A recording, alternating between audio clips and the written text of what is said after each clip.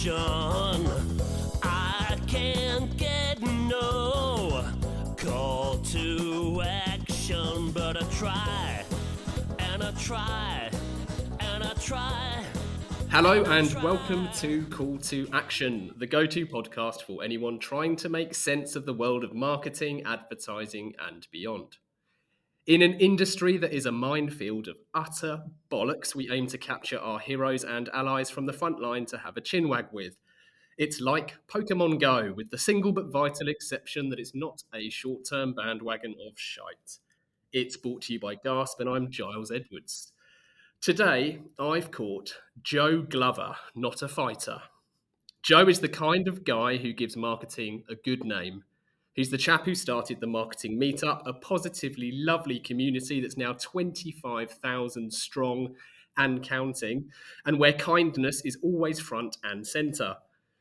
With weekly free events, Joe's audience regularly hears from Oscar nominees, disabled rights champions, and many of the world's best-known marketers, such as Rory and Mark Ritson only yesterday. Joe says, 5 years ago, I was the guy who was too shy to speak to people at networking events. Even when I did pluck up the courage, it felt all people valued was my job title or my budget, rather than me as a person. I knew I wanted to meet other marketers and learn about marketing in a space that felt safe. When I couldn't find it, I made it. Welcome to the show, Mr. Gloverman. That's so good. I had to sit here and be nice and quiet, but I was laughing along. Mate, that was such a good introduction. Thank you so much. You're so nice. Right, time to trip you up, mate. Right, easy one. Mac or PC? Mac. Cambridge or Durham? Cambridge. Introvert or extrovert? Displaying introverted behaviours. Number 4, Rory or Ritson? Oh, no, I'm not doing that. I want a career after this. Listening or speaking? Listening, easy. Right, 2 more. The Apprentice or Dragon's Den? Dragon's Den, only slightly. The Apprentice can get in the trash. It can walk into the sea. Right, last one then. Eric Cantona or Eric the dog? Oh, no. Well, Eric the dog, mainly because there will be reprisals if Eric Cantona is chosen in that situation. But yeah, he is a hero. God, that was horrible, mate. Jeez, you warned me, but blimey, that was intense. Cantona was annoyingly before your time, to be honest. When we So the first Man United shirt I had, I think I must have been 5, 3. It was either 3 or 5, and it was the one with the Man United crest in the middle with the collar that Cantona famously popped. It was like a gradient, white to grey collar, and that was my first Man United shirt, and I had Joe 7 on the back. So oh, perfect. And did you presumably had your collar up? Oh, probably. I mean, the thing that my dad did was he said, "Oh, you'll grow into it." And so whenever I got football shirts, which I did every Christmas, that was my main gift, was a football shirt. He'd buy it like 4 sizes too big. I'm not even joking right now that like I found one the other day and I still don't fit into it.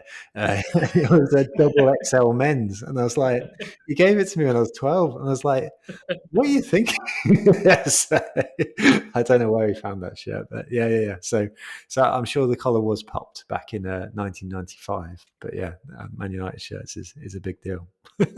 So, Joe, listen, I'm so happy to have you on, mate. And I'm going to start, as we always do, by asking you to tell us how it all started. So can you start by telling us what was your first ever job, and then what was your first proper job in marketing?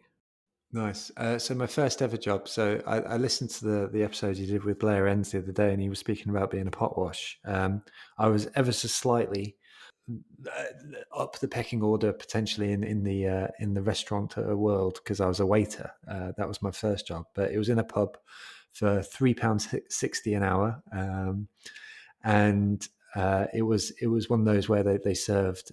You ordered at the bar, so really all I was doing was bringing out the food. That was also around the same time as a series of jobs where I worked in a factory picking and packing pharmaceuticals. I worked in Halfords for a number of years. Right from the first moment I could work, I did really, sort of legally at the very least. My first job in marketing was actually for a company called Business of Software. I owe that a lot to that job. So I need to take a step back really to sort of explain the context for getting that job, in the sense that when I left university, so one of your questions was about Durham or Cambridge, and I went to Durham Uni, which is, it's a decent enough university. Like it's a good one by certain standards, and so people were getting in touch with us at the time, sort of ringing up and saying, I've got a job for you because you're a Durham graduate. And the job which I said yes to was as an SAP consultant. And I was specifically sold on the line that you'll be on 100 grand after 5 years. And like for me at the time, and I'm bringing my dad back into the story, but when I was growing up, we always used to take the mick out of my dad because he had no hair, which is very ironic now given my hairstyle. But like, he would come back in a bit of classic parenting in hindsight and say, I might have no hair, but I earn more than you do. and so I think that kind of screwed me over to a certain extent, because like I spent a decent amount of time assuming that my self-worth was correlated very strongly with how much I earned. And so I got this job as an SAP consultant, and within 3 to 4 months, just knew it wasn't right for me. It was mind-numbing in so many ways. I was working in FTSE companies. We were doing 14-hour days. We were in Slough in the Holiday Inn. I'd have a Holiday Inn salad for dinner every night. The only salvation was going to the gym to watch the World Cup, but like it wasn't a big one. But at the time, I was still blogging about social media, and that's actually what I wrote my dissertation on as well. And so I had this vague idea that I wanted to go into social media. So social media was my gateway drug, so to speak, into marketing. My wife was working in Cambridge at the hospital, so I left my London job and got a job in Cambridge. And the first place that would take me was this company, Business of Software. Now, Business of Software is a special event. It's a special conference in the sense that for software people looking to grow businesses, it's a really, really wonderful, safe environment. A lot of the values that Business of Software spoke about is what we speak about today at the Marketing Meetup. And in my first role in marketing, their speakers were people like Rory and Seth Godin and people like that. So my education for the first 2-3 years of my marketing career were watching videos of people like Rory and Seth, amongst others like Jason Fried and April Dunford and all these sort of amazing people speak about these topics, which about building a business, about marketing, whatever it may be. And so that's where I learned.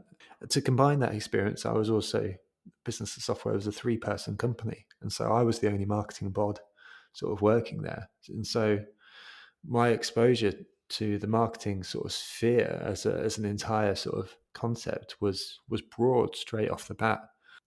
As a funny story, I remember, I think I invented the funnel because I remember one day sort of like writing out all the things I was doing and putting them into like a funnel shape and sort of saying, well, at the top here, we've got like this activity, which is building our brand. And then we've got people going down, and this is where we get a bit more serious and stuff like that.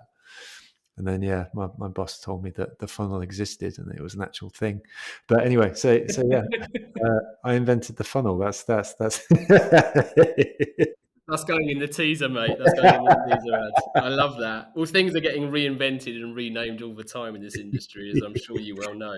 In fact, there's a wonderful sketch. There's a comedian. I forget his name because I'm under pressure to remember it, but I follow him on Twitter, and he regularly shares just amusing script ideas for TV shows. And this is relevant because of our quickfire where I mentioned Dragon's Den. And there's a Dragon's Den script that he shared not long ago, and it said, "Picture: I'm here to ask for £100,000 investment into my invention, the Thing Basher." Theo or whoever it is says, "Oh, it looks awfully lot like a hammer." He goes, "A what?" That's amazing. I love that. That's Oh, so funny. that's quite the journey. There's a few things there that I'd like to flag. Firstly, I like the fact that you said, or at least flagged the fact that self-worth does not correlate with salary. But then I can't also help but worry that that might have been your opinion at the time you were earning £3.60 an hour.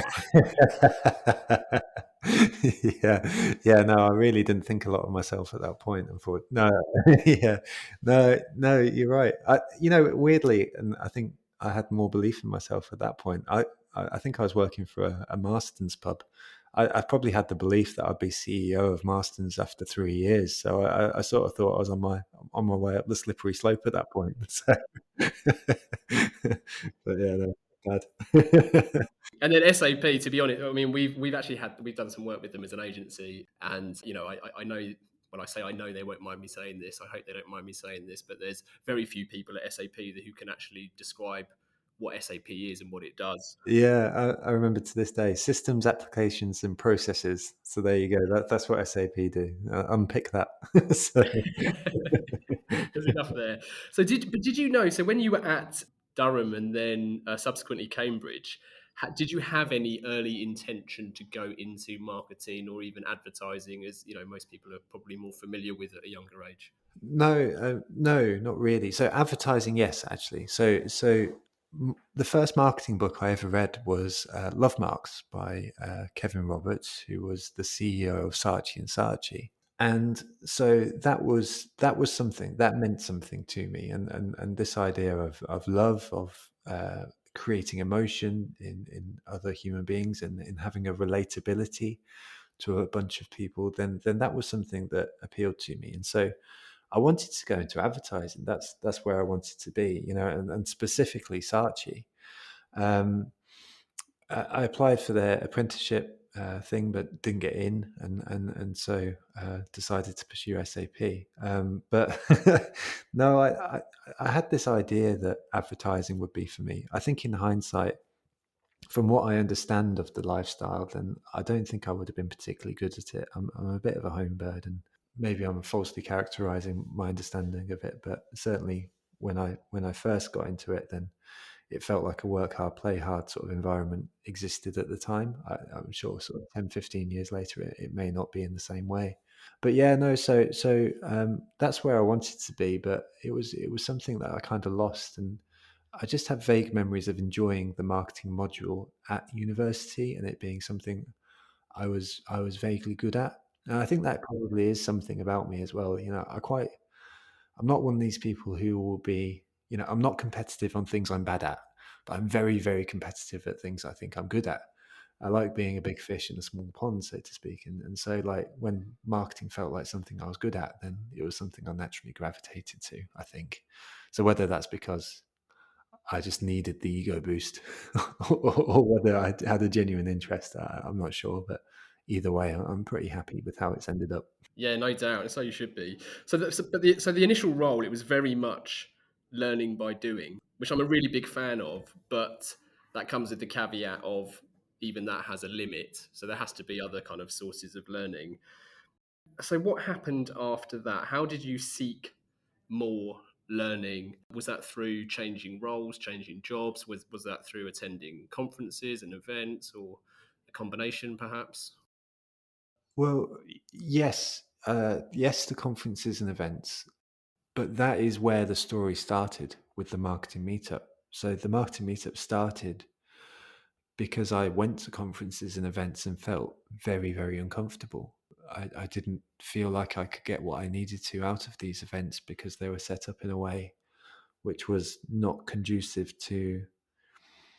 It sounds quite selfish, but not conducive to how I choose to operate and go about things. And so I would walk into those rooms with the knowledge that I would like to be able to do certain things, and left sort of feeling like I hadn't managed to achieve it. And so with that knowledge and that feeling in tow, that's when I started the marketing meetup. I was 22 when I started that first role in marketing, 22, 23, and I was 24 when I started the marketing meetup. And so it was because, much to the spirit of your introduction, because I couldn't find it, I built it. And really that's when it all began. Yeah, that's wonderful. Do you think, just going back to that quote that we use in your introduction, I know it's one that you're very familiar with, and I'm blissfully aware that it actually has been shared quite a few times. But I think it's important because I think it really succinctly gives people an understanding of what the marketing meetup is and what's kind of at its soul, if you like. There was another quote I love actually, which I'll drop in now, which was, "I'm an introverted person, but that doesn't need fixing," which I adore. So, do you? I suspect that your observation, why you found it hard to kind of play an active role in these conferences, or maybe to put it better, get what you needed and wanted to out of conferences. I imagine that's true of every industry because you always have that loudest person in the room type dynamic when you have any collection of human beings. So, how do you go from that, knowing that, to basically replicating what is a conference slash networking facility without Yeah. creating that psychological blocker that you articulated so well? Like, how do you make it so kind of so welcoming? Well, I think it's the C word, and not the one that Ritson would use, but culture. It's it's it's culture. It's reinforcing of culture time and time and time and time again, to the point where people take it upon themselves. So if we were to add another word in, it would be co-creation, which means to say that it isn't my responsibility to create the environment that we have. It's the responsibility of another C word, which is community. And then there's probably a fourth C word, which is communication, which means to say that we communicate and have a very clear idea of what our values are. We know that when people walk into the room, that we want to create a safe and kind environment. And really, one of the things that I've sort of observed over the course of time is it's remarkable how, when you tell people to be nice and you tell people that they are kind, it is remarkable how people act nicely and kindly. I think setting those expectations isn't like, it's not magic. In fact, I think of myself and the format that we put on as remarkably simple. The thing is, that it's not what we do that's important, it's how we do it and how we choose to communicate, how we expect people to behave in those environments. I think that happens over the course of time. I don't think it happens straight away. But I think also one of the things that has benefited us over the course of time is that we're now 7 years deep into this journey. And the really pleasant thing about all of this is that you get that core group of people who have those values, who sort of see it themselves and take it upon themselves, and then therefore enforce it upon others. I think that time point is a really, really, really, really relevant one as well, because like yesterday was a really interesting event. So we had Mark Ritson on, and we had about 3,500 signups for the event. I think it was 3,600 and something. We had about 1,800 people live on the webinar and another 1,000 that have listened afterwards so far in the past sort of 24 hours or so. The interesting thing about that event in particular is we had a whole bunch of brand new people to the community.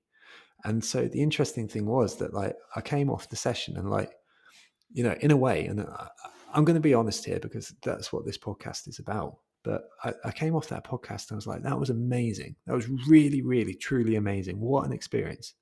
But it didn't quite feel like a marketing meetup event, if I'm honest.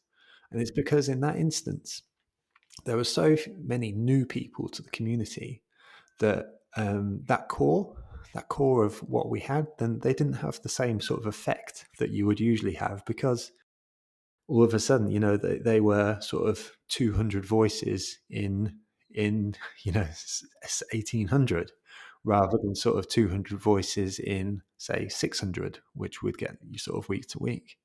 And so the interesting thing about all of that is if you build slowly, you have this opportunity to create a culture, which gives you this opportunity to create something that feels truly special and unique.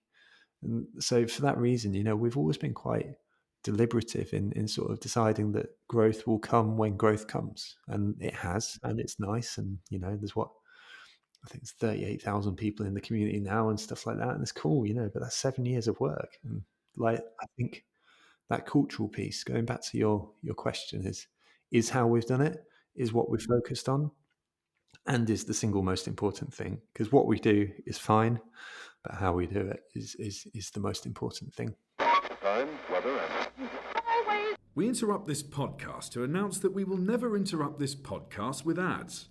Ads that awkwardly nudge you to contact the pod's host Giles Edwards on 01189 952 007. Only the other day, some pod listening companies did just that, calling for guidance on strategy and brand identity. But we're not asking you to do that. Nope. Anyway, back to the show. And finally, brand purpose. Let's talk a little bit about brand purpose. What a load of fucking nonsense brand purpose is, yeah? Oh, the godfather of marketing, Mark Ritson, telling it like it is. Not what we were after. Hang on. Yeah. Here we go. Yeah, really well explained. That makes a lot of sense. I always have this kind of timeline in my head when I'm interviewing guests, and I'm always mindful of jumping too much from past and then into present and then asking for future plans, which I think logically is certainly how I'd quite like to structure some of my questions, at least to you. But going back just once more to past, your first ever marketing meetup event was hosted in a canteen.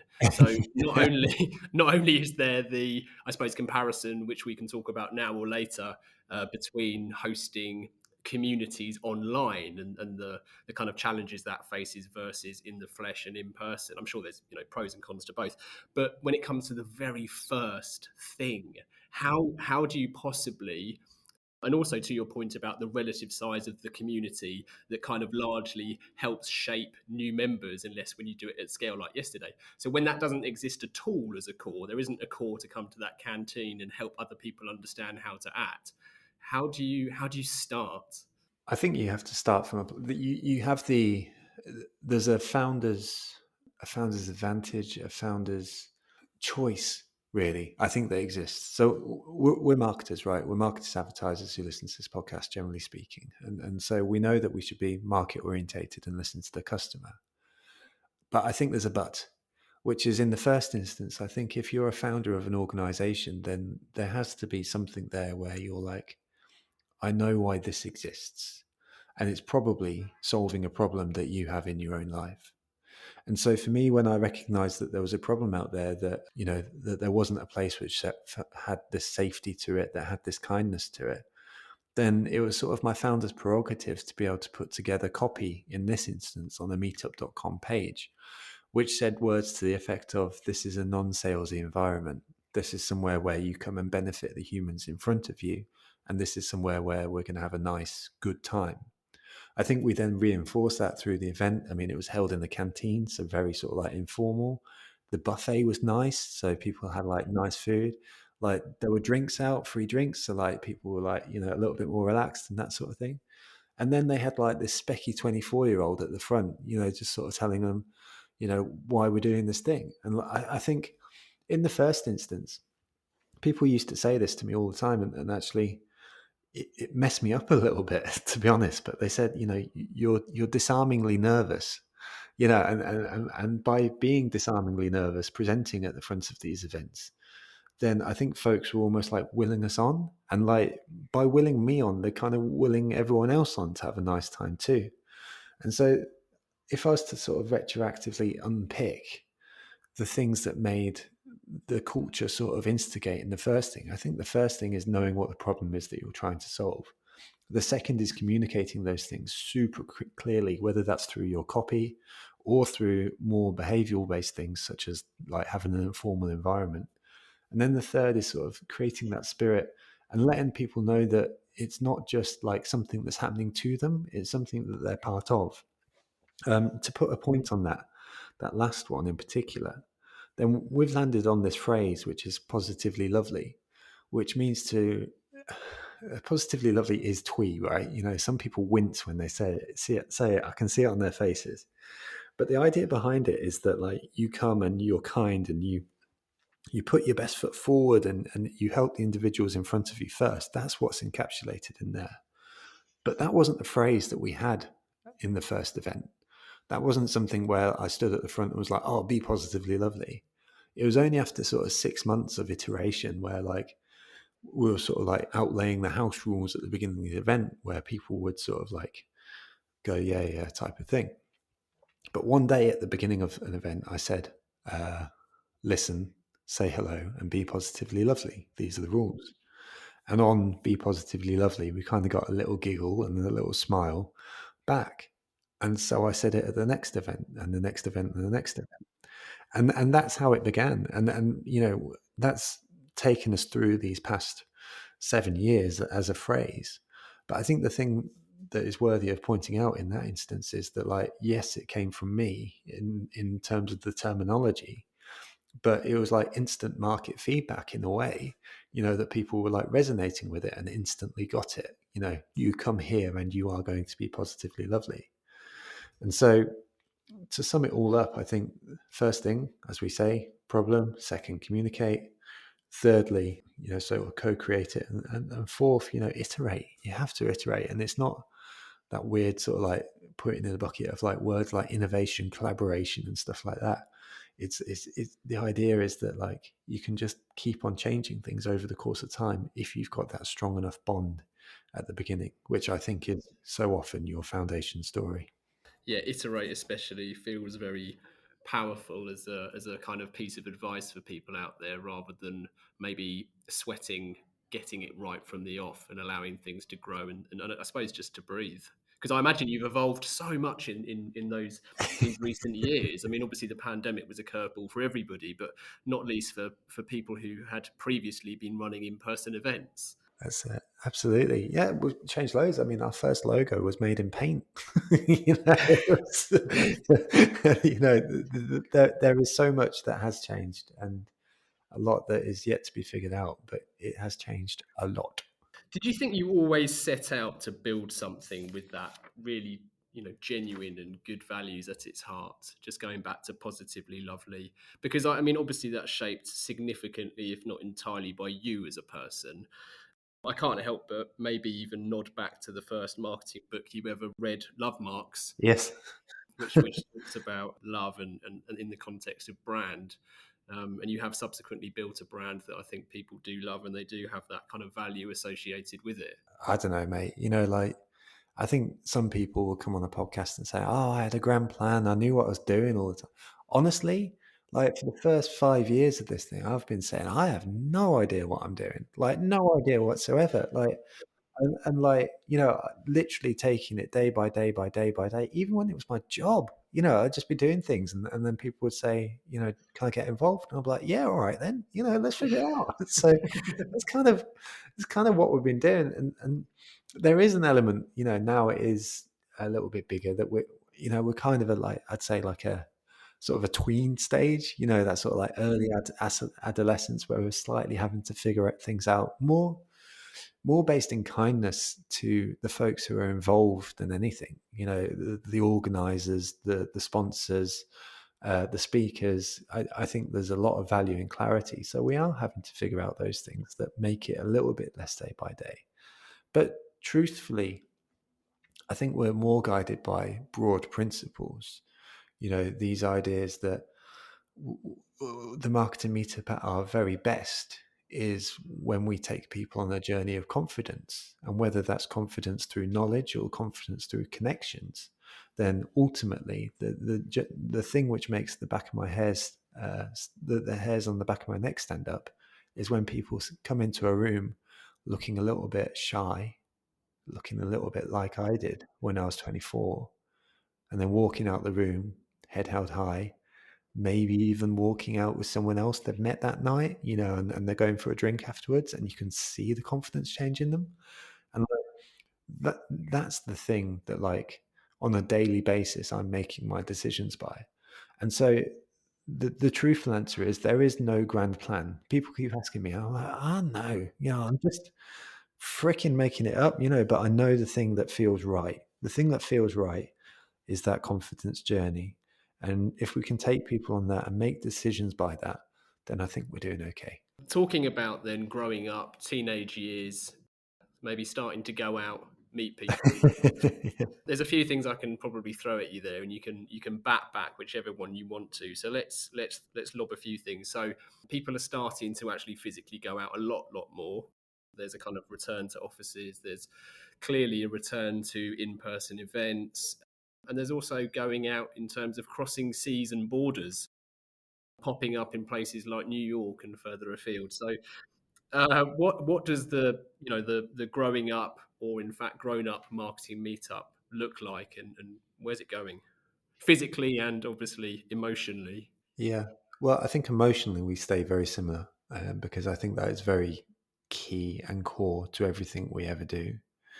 I think physically we just do more of it, and not growth for growth's sake, but growth because growth enables impact. And if we speak about that journey of confidence and giving folks confidence, then the impact we want to make is building confidence in more folks, and therefore we need to grow it. The way that looks is more physical locations. So we had 11 locations in September. We have 22 now in the beginning of February.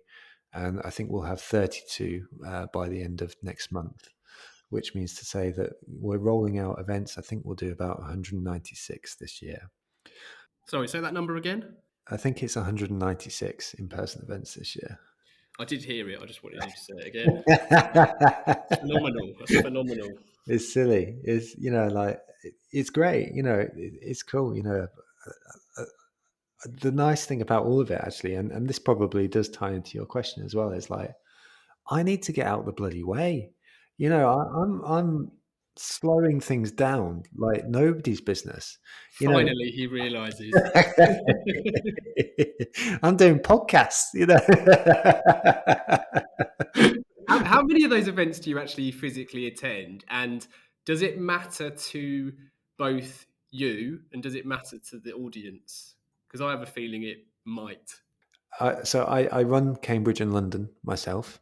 I don't attend as many events as I would like to, but I think there is a good reason for that, which is I'm dad now, and so part of the growing up with the Marketing Meetup is like, how do I build a community which does not require me to flog myself all over the country constantly, or indeed all over the world constantly, and build something which means I can be the dad that I want to be as well. Does it matter to the folks who come to our events? I think I am associated, truthfully, with the Marketing Meetup on a very surface level. I think a lot of folks will find out about TMM through me, but I think that is increasingly becoming not the case. And my ambition is that while I think the founder's story is important to explain the context of why we do what we do, that increasingly I find myself in a place where I am not that person who has to be the middle of it. And there's a reason for that, and that reason is that, like, there's a life mantra I live by, which is it's not about you, which means to say this whole exercise by definition has not been about me. And so, like, we need to grow in a way which feels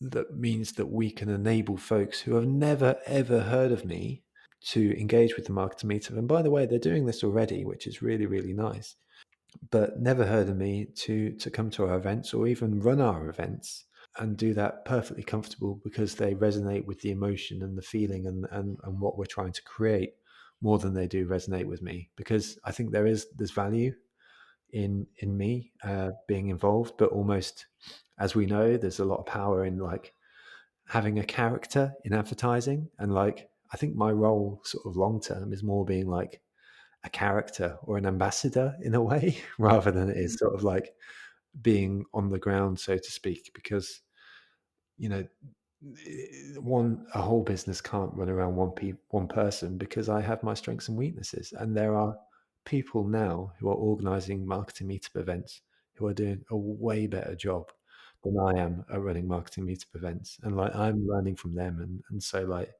I take what I can from them, but like, at the same time, if I'm not the best person to be doing these things, then I need to get out of the way.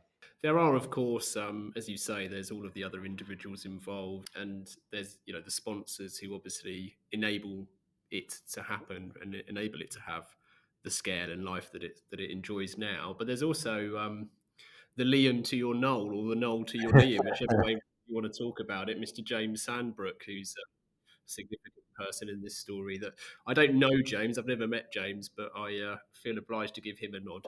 Yeah, I'm glad you did.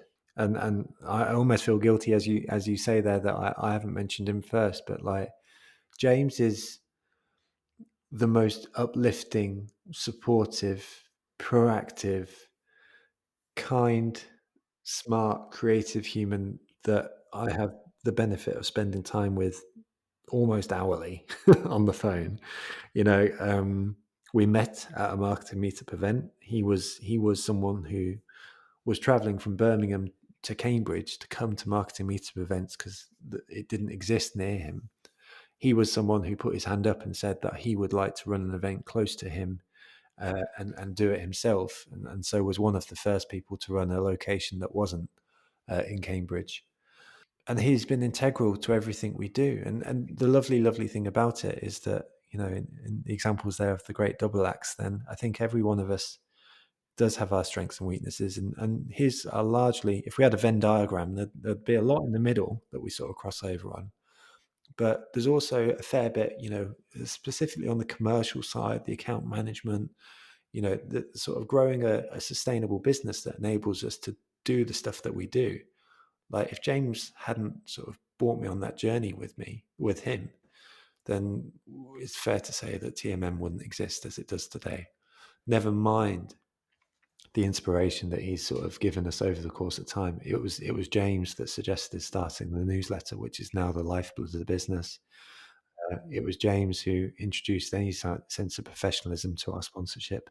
It was James who started the Brum event. It was James that sort of enabled folks to sort of build teams in their locations and recognize the importance of attendee experience. The man is a wonder, and I think, broadly speaking, that sense of having a co-founder has been something which has been incredibly important for me. And just to put a point on that, I'm way too introspective. I'm someone that gets lost in my head constantly. And James and I are quite lucky in the sense that we have a relationship where if one of us is down, then the other one is most likely to be up. It's really dangerous when both of us are down, by the way. But he's lifted me out of the depths of business-based stuff more times than I can count. I owe that man so much, but I think there is a broader lesson there for folks in business, which is if you can, even if they're not an official co-founder, find your people and hold them tight and let them know that you love them, but also, listen to them and do what you can, because I don't think any of us do this alone, even if we don't have a formal co-founder or whatever it may be. Very, very humble, Joe, you are, and yet I can tell you meant every word of that, so that was lovely. I've got some listener questions to hurl at you, Joe. Nice, good. Asking the general public for their opinion, be it on Brexit or boat names, is notoriously fraught with danger. I'm going to start with Ellie. Ellie asks, what is your... Ellie's got two here. Ellie, what is your favourite TMM talk of all time? And which episode that hasn't been released yet are you most excited for? Oh. So if you can answer this without upsetting everyone else who's done a talk.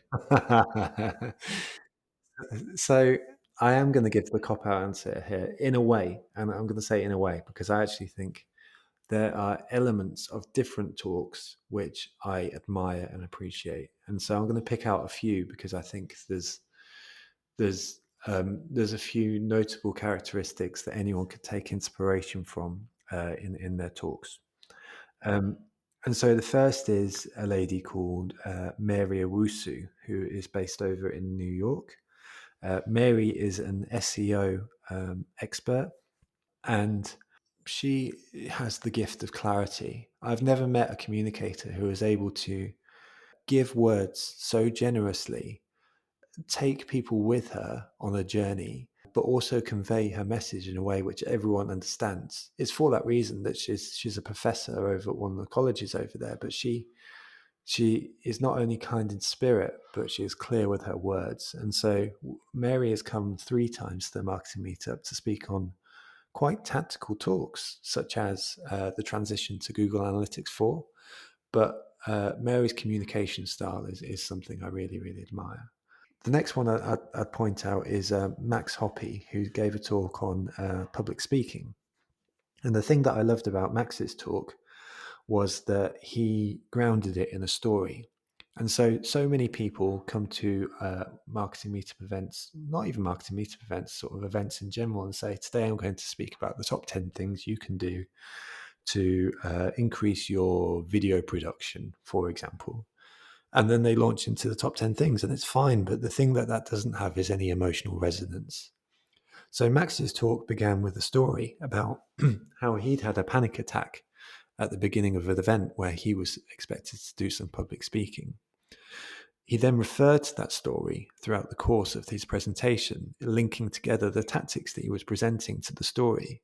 And it was just such a phenomenal device for explaining the things that he did, because it was suddenly grounded in emotion. And so I really, really like that. There's then there's a final category, which is the people who just bring it.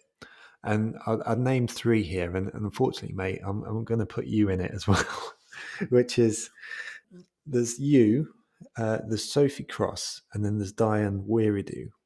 Now, all 3 of you, hopefully I won't be offending you here, but like, none of you have the profile of, say, the Ritsons of the world.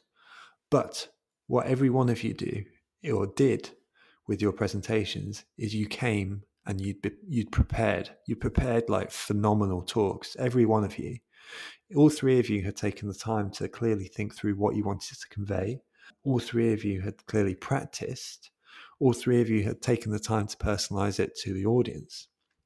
The benefit of all 3 of those things is like the talks, particularly, I thought your second talk in particular came through in this way, was just like, bloody hell, hours have gone into this, but the output was phenomenal. And so on a general piece of advice for folks, if anyone's looking to give a talk, honestly, practice, time, it really, really, really shows. There's nothing worse than a speaker who turns up and says, oh yeah, I just made this presentation on the train. It's like, it's so disrespectful to the audience, but it's also, like it doesn't do themselves justice. And so I would put a few people in that final category of where to start. In terms of people to look forward to, well, the Marketing Meetup doesn't really record talks in the same way as most people do. We produce an episode a week, and then we release it on that same day. It's live broadcast. We then put it on the podcast, and so to speak. So there aren't really any that we haven't recorded yet. Although I'm now going to backtrack a little bit, because we do release our talks in seasons. And so thinking ahead, the one that pops into my head is probably one of 2. So the first is Kirsty Hunter, who is the CMO of Innocent Smoothies. She is going to come and speak about, or rather I'm going to interview her on how to market like Innocent, which I think for anyone who is in marketing in the UK probably has seen Innocent's marketing over the course of time and probably thought that's quite good. So I'm really excited for that. And then the other one that I'm excited about is we're going to interview a guy called Derek Sivers. Derek has given a talk, and that hasn't been announced actually. So that is a little announcement, I guess. But Derek has delivered a TED talk on the TED proper stage, but has a fascinating story himself. He grew a business, sold it for 20 million or something like that, and then gave it all to a foundation. And so it is his own foundation, so he can draw a salary from it. But the foundation, in effect, does good based on the money that he has amassed from the sale of his company many, many years ago. And he, in particular, is just like this softly spoken, cool, life in perspective kind of dude. And like, I can't wait for that. Well, I think That sounds good. yeah, people from time to time sort of comment on my voice and like how it's like chill and stuff like that. But like Derek is like another level. So we're either going to send people to sleep or like really invigorate people. I'm not sure. We'll go one of the 2 ways. Oh, amazing. Great answer. Can't thank you enough for your kind words too, mate. I didn't know until yesterday, actually, your Mark Ritson talking about how the Innocent founders were ex-McKinsey, and Yeah. yet I think most people in marketing know about the bin story. So maybe you can ask her about that as well. I'm mindful that Ellie got 2 questions in there, so I'm going to play a card I rarely play, which is the host's privilege of asking the other question, Nice. as is my want. And I did stick this on LinkedIn, and I can't work out if it's a good question or a terrible question. But anyone who's seen our recent promo video will understand that sometimes it's hard to know which is which with me. But what is more important, in your opinion, for the marketing meetup? Is it making marketers know / understand more about marketing, or is it making marketers realize that there's so much more to learn than they already know? Oh, nice. I don't know. I think it's. I think it's. No, I'm not going to say it's both, because like that's like we went back to the quick fire round there, and like I know how this podcast works. You want answers. You want answers, Joe. God damn it. To be honest, mate, it's a git of a question. I don't even know if they're the same thing. And I think it's only, for me, the whole market orientation thing of starting with a blank page and, just going into that mindset of knowing nothing and filling in the gaps is key. And I also think it's really important for marketers to stop pretending that they know everything, because you need that empathy to be a successful marketer. So I kind of wonder if, there's obviously both at play here. I just thought I'd throw you a really cruel curveball. No. I think that's important, though. Your second point in particular really resonates. I think in particular, there are a bunch of lies that we tell as marketers, like attribution is sorted is one of them. And I don't think we tell it to each other, but we might tell it to business owners. We will be able to tell you exactly how you got your customers. And then they go about sort of setting it up with a last click attribution model, or our data is infallible, but it just isn't. It just isn't.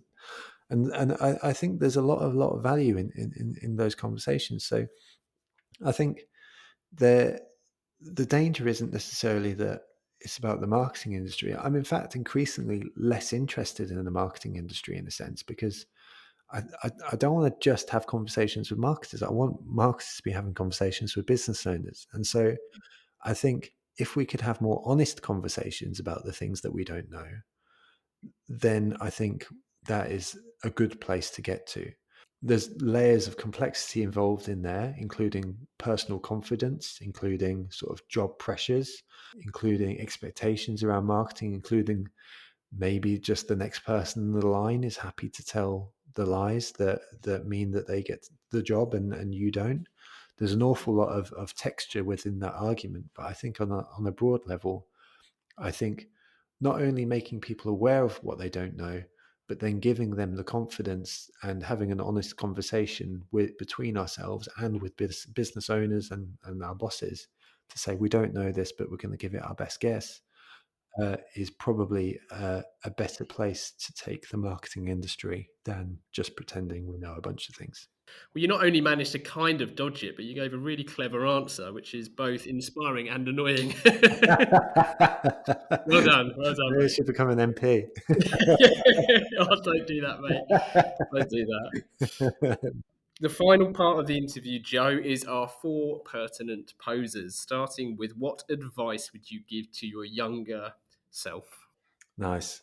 So I'm going to switch it up slightly, because it's the best piece of advice that I've ever been given, and it's now the piece of advice which I give. So it's both, which is don't give advice. And it came from my dad, and there is a second half to the sentence, which is don't give advice, but do share your opinions or experience. I think and the reason for this is that so often we jump to advice and say what you need to do is ... But actually the thing that really matters is that we are sharing our opinions or experiences and saying, well, this worked for me, and so you may want to try it. And so I've always gravitated away from advice and always gravitated towards storytelling, advice, and experience. Lovely. I should have got your dad on. No, he keeps telling me that he earns more than me, So. Oh, wonderful. If you could banish one thing from the industry, Joe, what would it be and why? A surface level veneer of nothingness, just nothing, nothingness. In fact, can I give can I give a very pithy answer, but one that's Yes, very please. specific? Yeah. Meeting laptops in meetings. People walking into meetings and having their laptop open as a default. Not only do I think it's a little bit rude, I think it just like there's like that anti meeting movement going on right now. But I think most meetings are a bit crap because most people aren't meeting when they're meeting. And whether it's online and you see people's eyes sort of dart to the top left corner when they see a Slack notification come through, or when you're in a meeting in person and someone's got their laptop open and they're clearly doing work when you're speaking to them, then that would be something I would banish immediately, because I think it's counterproductive and not respectful to your teammates. Yeah, brilliant one. I love that. It's not come up before on episode, what are we, 105-ish? Well, it's because it's very, very specific. It's wonderfully specific. Number 3, are there any books that you can recommend to our listeners? So I don't do marketing books because I get my marketing education from TMM, if I'm honest. And so the two books that have had a big impact on me recently, and they're both on the same subject, and it's a little bit, well, it's very morbid, but like I love history, and both of the books are about Auschwitz, and one is Man's Search for Meaning by Viktor Frankl. And the big takeaway from that book is that they can take your body, but they can't take your mind. Is a very paraphrased way of saying that. There's a lot more nuance there. And then the second is a more recent book called The Escape Artist, and it's about the story of one of only 5 people who escaped Auschwitz, and one of only 5 Jews who escaped Auschwitz. And it's a really, really interesting book, really, to hear more the story of how they escaped than anything, but also quite harrowing in their treatment. The reason why I bring both of those things up is that I just think history can just teach us so much. And so there's that element, but I also think as marketers, it's our responsibility, if we are going to be relating to human beings, to know what human beings are capable of, both good and bad. And that's how we can sort of build proper human relationships based on reality more than any other thing. Yeah, well said, Joe. I know, I'm just spouting rubbish here, mate. I don't know. Hopefully, No, it's true. I mean, it's I suppose in many ways, I don't mean to take it to a more sort of trivial tone, but in many ways, it's the whole behavioural science argument, isn't it? If you work in this industry and you're not interested in how humans behave, then what are you doing? Yeah, absolutely. No, that's the best bit. People are the best bit. It's like, Yes, yeah, they're the constant as well. They're the constant. Number 4, then, we always dedicate every episode to someone, and we bestow or hospital pass that honour, depending on your view, to our guest, who has to give their reason why. So would you kindly do the honours? one of the things that we did last year at the Marketing Meetup was establish a board for the first time. And there's 2 chaps, Alex Wright and Max Hopkinson, who came onto that board. And the interesting thing that I've reflected over this past year is that it's very hard to imagine a world that you don't know exists.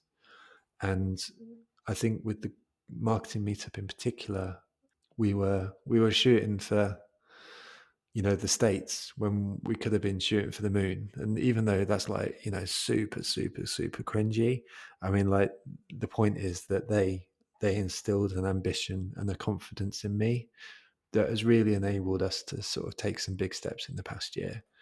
And so on reflection, they've had a really quite profound difference in my life, and so they're worthy of note in this recording as well. Fantastic. So as a final call to action, everyone listening, you can head over to this listing. We've included Joe's books, The Escape Artist and Man's Search for Meaning. I implore you to check out the Marketing Meetup if you are not familiar with it already, which will be linked, as will Joe's social profile links. How else can our audience get more Joe Glover? You don't want to do that. Come to one of our events. I think you'd have a nice time. whether that's online or in person. I'm on LinkedIn way too much, so that's cool. The newsletter is there. I love it. I put a lot of effort into it. I do think it is good. But if you want anything, then let me know. I'm hilariously crap on email, but I get back to folks if I can, because you're all important. So that'll be me. Well, Joe, thank you. Thank you for joining us. Thank you for giving us growth enables impact. I liked that. Self-worth does not correlate with salary. Don't give advice. Share opinions and experiences. There's loads there to admire, mate. It's been a real pleasure. Thank you, mate.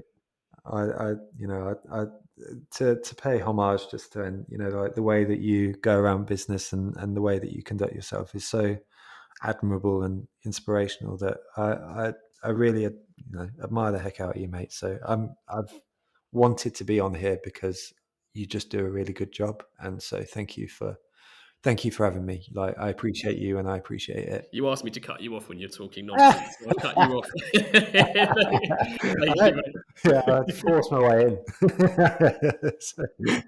Thank you, Joe. Thank you to everyone listening. If you've enjoyed this episode, please do share and review the pod. Keep your questions and guest requests coming in. To get in touch, it's easy to find Gasp online, or you can email hello@calltoaction.co.